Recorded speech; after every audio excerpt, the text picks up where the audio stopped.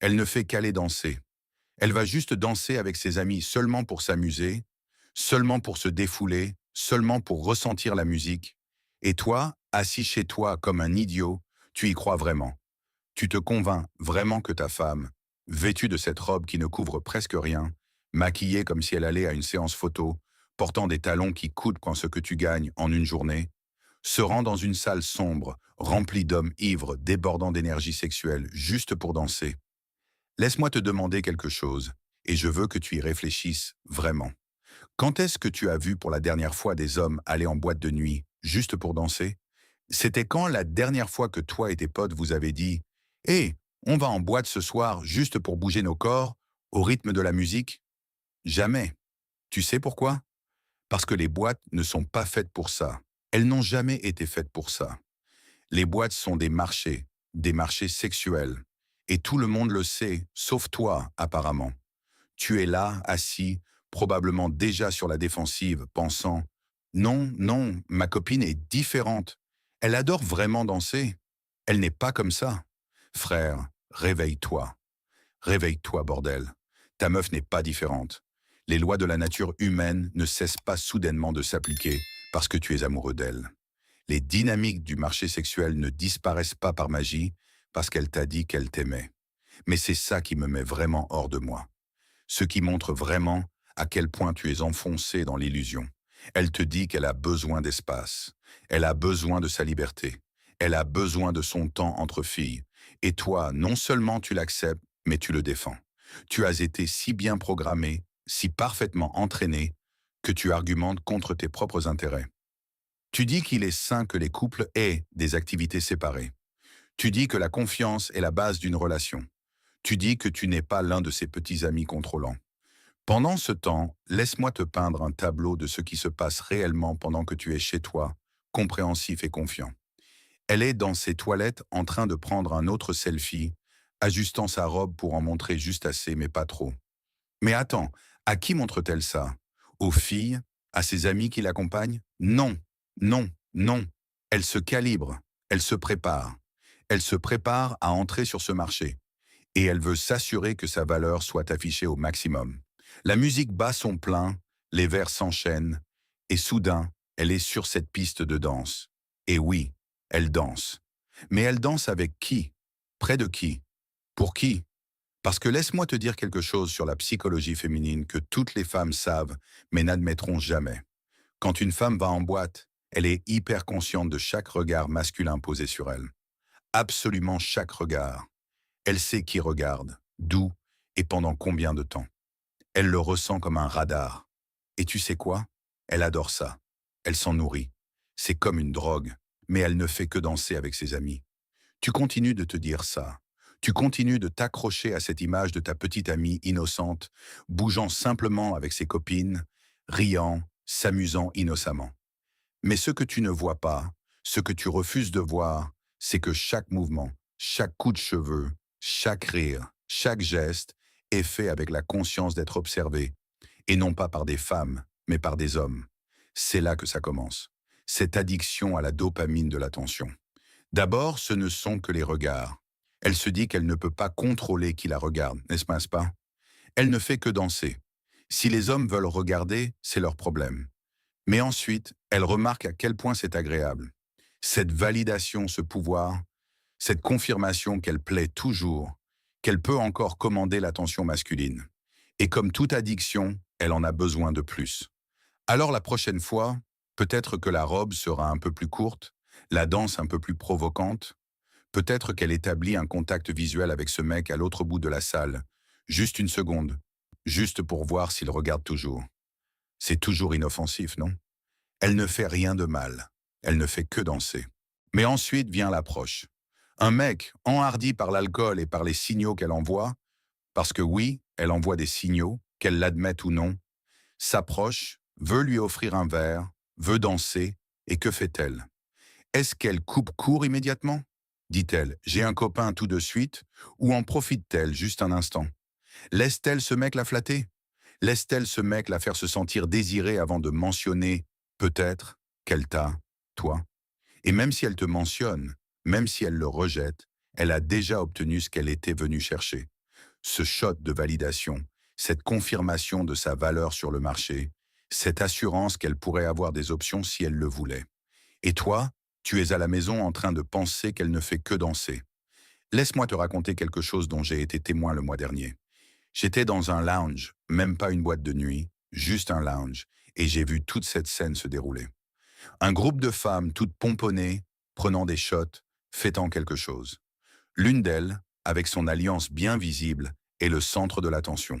Elle danse, rit, vit sa meilleure vie comme on dit. En 20 minutes, elle a 3 types différents qui tournent autour, offrant des verres à toute la table, et elle absorbe tout. Elle leur touche le bras quand elle rit, se penche près d'eux pour les entendre malgré la musique. Joue avec ses cheveux, tous les signaux classiques. Ses amis facilitent la chose, l'encouragent. Tu mérites de t'amuser. On n'a qu'une vie. Ce qui se passe pendant la soirée entre filles, reste à la soirée entre filles. Et cette femme mariée, collectionne les numéros de téléphone juste en tant qu'amie, laisse des mecs lui poser les mains sur la taille juste pour danser, disparaît aux toilettes avec son nouvel ami pour juste parler, là où c'est plus calme. Tu crois que ta meuf est différente? Tu crois que quand elle sort avec ses amis, elles sont la voix de la raison? Non, non, non. Elles sont la voix de la tentation. Ce sont elles qui disent «Il est beau gosse, va lui parler». Ce sont elles qui disent «Tu n'es pas encore marié». Ce sont elles qui créent la structure de permission pour un comportement qu'elles n'auraient jamais seule. C'est ce qui me tue. Si toi tu voulais aller à la pêche avec tes potes, si tu voulais aller dans un bar sportif pour voir le match, si tu voulais faire quoi que ce soit d'exclusivement masculin, soudain il y a un problème. Pourquoi tu dois y aller sans moi? Qu'est-ce que tu vas faire là-bas que tu ne peux pas faire avec moi? Tu vas regarder d'autres femmes? L'hypocrisie est si épaisse qu'on pourrait la couper au couteau. Elle peut aller dans un environnement conçu littéralement pour l'exhibition sexuelle et les rituels d'accouplement, mais toi, tu ne peux pas aller au bord d'un lac avec tes amis. Elle peut remuer ses fesses dans une salle pleine d'hommes ivres, mais toi, tu ne peux pas prendre une bière avec tes collègues sans donner signe de vie toutes les heures. Elle a besoin de sa liberté et de son espace, mais toi, tu as besoin de supervision. Et Dieu nous préserve que tu ne pointes ce double standard du doigt. Dieu nous préserve que tu dises «Hé, je ne suis pas à l'aise avec le fait que tu ailles en boîte». Soudain, tu es un contrôleur. Tu manques de confiance en toi. Tu es toxique. Tu as des problèmes de confiance. Tu dois travailler sur toi-même. Tout le vocabulaire moderne de la thérapie et du développement personnel est utilisé comme une arme contre toi.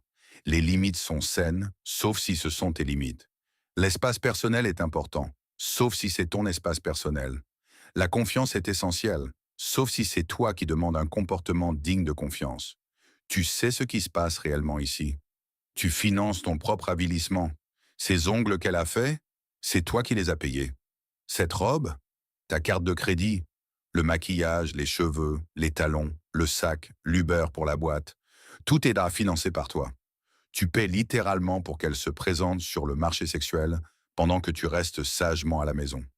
Réfléchis à ça une seconde. Réfléchis-y vraiment. Tu travailles toute la semaine, tu stresses pour les factures, tu sacrifies tes désirs et tes besoins. Tout ça pour qu'elle soit la plus belle possible pour qui? Pour toi? Mais tu n'es même pas là. Tu es chez toi. Alors pour qui est toute cette présentation? Qui profite de ton investissement? J'ai connu un gars, un homme bien, il travaillait dans le bâtiment. Chaque vendredi, son salaire tombait, et chaque vendredi soir, sa copine avait besoin d'argent pour sa soirée. Cheveux, 80 euros, ongles, 60 euros, tenue, 100 euros, Uber aller-retour, 40 euros. Les verres, bon, elle disait qu'elle paierait les siens, mais d'une manière ou d'une autre, elle avait toujours besoin de 50 euros de plus. Chaque vendredi, presque 300 euros de son argent durement gagné servaient à ce qu'elle se présente devant d'autres hommes. Et il pensait qu'il était un bon petit ami. Il pensait qu'il était compréhensif. C'était un idiot. Et la partie la plus malsaine, la partie qui devrait te réveiller si rien d'autre ne le fait, c'est qu'elle sait exactement ce qu'elle fait. Les femmes ne sont pas stupides. Elles ne sont pas naïves. Elles savent ce que sont les boîtes de nuit. Elles savent ce que cet environnement représente. Elles savent ce que les hommes pensent quand ils les voient danser. Elles savent tout. Mais elles ont appris qu'elles pouvaient tout avoir. Elles peuvent adopter ce comportement et, si tu t'y opposes, c'est toi le problème. Je veux juste danser. D'accord, alors danse à la maison.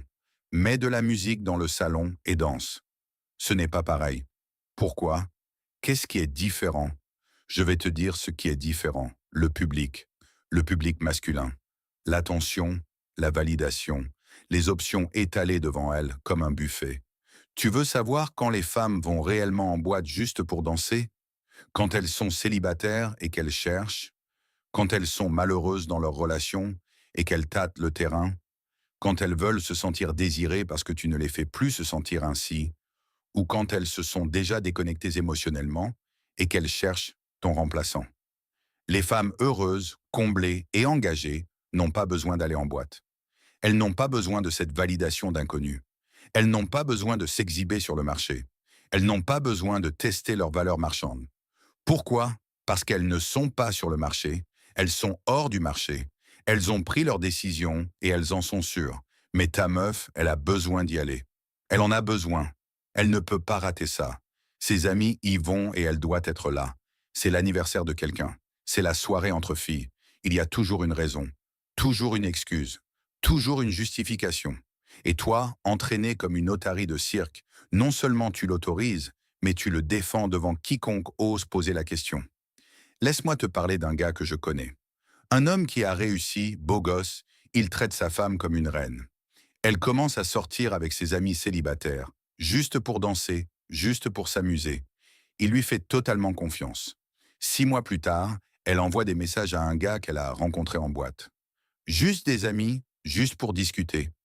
2 mois après ça, elle le voit pour un café, juste pour prendre des nouvelles. 1 mois après ça, elle est partie. Elle a emménagé avec le gars de la boîte. Et tu sais quoi?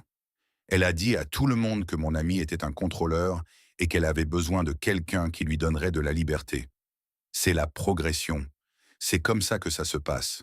Pas tout d'un coup, pas de manière dramatique, mais lentement, graduellement, en franchissant une limite à la fois. D'abord, c'est juste regarder, ensuite, c'est juste danser près des mecs, ensuite, c'est juste accepter un verre, ensuite, c'est juste échanger l'Instagram, ensuite, c'est juste s'envoyer des messages, ensuite, c'est juste se voir en tant qu'ami, ensuite, c'est juste un baiser, ensuite, c'est juste, et à chaque étape, si tu t'y opposes, c'est toi le méchant. Tu manques de confiance en toi. Tu es un contrôleur. Tu es toxique. Tout le poids de la culture moderne s'abat sur toi pour avoir osé suggérer que peut-être, juste peut-être, ta femme ne devrait pas s'exhiber sur un marché sexuel alors qu'elle est dans une relation engagée. C'est ce que les hommes doivent comprendre et ce que les femmes n'admettront jamais. Pour qu'une femme se sente véritablement en sécurité dans une relation, elle a besoin de savoir que son homme a des limites. Elle a besoin de savoir qu'il s'estime suffisamment pour ne pas accepter de manque de respect. Elle a besoin de savoir qu'il n'est pas si désespéré de la garder qu'il tolérerait n'importe quoi. Mais qu'est-ce que tu es devenu? Qu'est-ce que la plupart des hommes modernes sont devenus? Des esclaves castrés qui sont tellement terrifiés à l'idée d'être traités de contrôleurs que vous avez renoncé à tout contrôle. Si effrayés de la perdre que vous avez déjà perdu son respect. Si désespérés d'être vus comme le petit ami cool et compréhensif que vous êtes devenus une blague. Elle va en boîte et toi, non seulement tu l'autorises, mais tu l'y emmènes en voiture. Tu paies pour qu'elle se prépare. Tu lui dis de s'amuser. Tu restes chez toi à regarder ton téléphone, espérant qu'elle t'envoie un message pendant qu'elle est en train de twerker sur une piste de danse, se sentant désirée, se sentant courtisée, ressentant toutes les choses qu'elle devrait ressentir avec toi, mais qu'elle ne ressent pas parce que tu es devenu si prévisible, si sûr, si absolument inoffensif que tu n'inspires aucune passion, aucune émotion, aucun désir authentique. Tu veux savoir pourquoi elle a besoin d'aller en boîte? Parce que tu es devenu ennuyeux. Tu es devenu une utilité. Tu es l'option sûre, le pourvoyeur, le système de soutien émotionnel. Mais tu n'es pas l'homme qui l'a fait se sentir vivante. Tu n'es pas l'homme qui l'a fait se sentir désirée. Tu n'es pas l'homme qui l'a fait se sentir comme une femme. Alors elle va chercher ce sentiment ailleurs. Et toi, non seulement tu la laisses faire, mais tu le facilites. Et puis quand tout s'effondre, quand elle te quitte pour quelqu'un qu'elle a rencontré en boîte ou via les cercles sociaux créés par les boîtes de nuit, quand elle te dit que vous vous êtes éloignés, qu'elle a besoin de se trouver elle-même, qu'elle t'aime mais qu'elle n'est plus amoureuse de toi, tu seras sous le choc. Tu seras anéanti. Tu te demanderas ce qui n'a pas marché. Ce qui n'a pas marché, c'est que tu as cru au mensonge. Tu as cru qu'elle allait juste danser. Tu as cru que les boîtes de nuit en 2025 ne sont que des espaces de divertissement innocents. Tu as cru que ta femme est d'une manière ou d'une autre immunisée contre des millions d'années de psychologie évolutionniste, contre la nature humaine fondamentale, contre les dynamiques fondamentales de l'attraction sexuelle et de la valeur marchande. Chaque fois qu'elle va dans cette boîte, elle compare. Elle regarde ce qu'il y a sur le marché. Elle teste ses options. On lui rappelle qu'elle a des alternatives. Et toi, tu es chez toi à faire le bon garçon, fier de toi de ne pas être jaloux, d'être sûr de toi, de lui faire confiance. Mais la confiance sans limite n'est pas de la confiance. C'est de la bêtise. L'assurance sans standard n'est pas de l'assurance. C'est de l'illusion. Je vois ces types tout le temps défendre les soirées en boîte de leurs copines. Elles rentrent toujours à la maison avec moi. Oui, pour l'instant. Elle me raconte tout ce qui s'est passé. Non, elle ne le fait pas. Elle ne me tromperait jamais. Peut-être pas physiquement, pas encore, mais émotionnellement. Elle est déjà en train de comparer les prix. Chaque fois qu'elle est dans cet environnement, elle évalue ses options, consciemment ou inconsciemment. Et parlons de ses amies une seconde. Ces filles avec qui elle sort, sont-elles célibataires? Bien sûr qu'elles le sont. Ou bien elles sont dans des relations comme la tienne avec des hommes trop effrayés pour fixer des limites. Et que font les femmes célibataires en boîte? Elles chassent, elles sont en compétition, elles s'exhibent. Et ta meuf est là avec elles, prise dans l'énergie, l'excitation, les dynamiques sexuelles de la chasse. Mais elle n'est pas comme ça. Tu continues de dire ça. Tu continues d'insister sur le fait que ta meuf est différente. Laisse-moi te dire quelque chose. Elle n'est pas différente. C'est une femme. Et les femmes, dans certains environnements, se comportent de manière prévisible. Mets-la dans une boîte avec de l'alcool, de la musique, de l'attention masculine, avec des amis célibataires qui l'encouragent, avec l'obscurité et l'anonymat que procurent les boîtes de nuit, et regarde à quelle vitesse ta meuf différente devient exactement comme toutes les autres. Le problème n'est pas que les femmes soient intrinsèquement mauvaises ou peu fiables. Le problème, c'est que tu l'as placée dans un environnement conçu pour faire ressortir les pires impulsions, les comportements les plus primitifs, les schémas les plus destructeurs, et ensuite tu es surpris quand ces choses émergent. C'est comme mettre un alcoolique dans un bar et être surpris quand il boit. Comme mettre un accro au jeu dans un casino et être surpris quand il parie.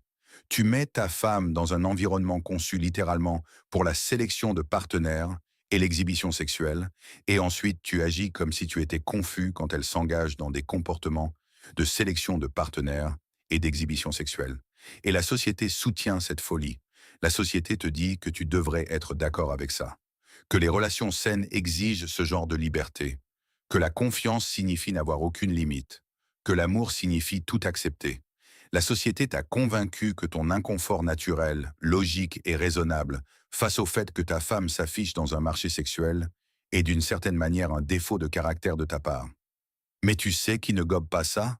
Les hommes qui réussissent, les hommes qui comprennent la valeur, les hommes qui comprennent la nature humaine, les hommes qui comprennent que les limites ne sont pas contrôlantes, elles sont nécessaires. Ces hommes n'ont pas de femmes qui vont en boîte, non pas parce qu'ils l'interdisent, mais parce qu'ils ont été clairs sur ce qu'ils acceptent et n'acceptent pas dans une relation. Et les femmes qui veulent être avec eux s'adaptent en conséquence. Tu vois, quand tu as des standards, quand tu as des limites, quand tu es prêt à partir, les femmes te respectent.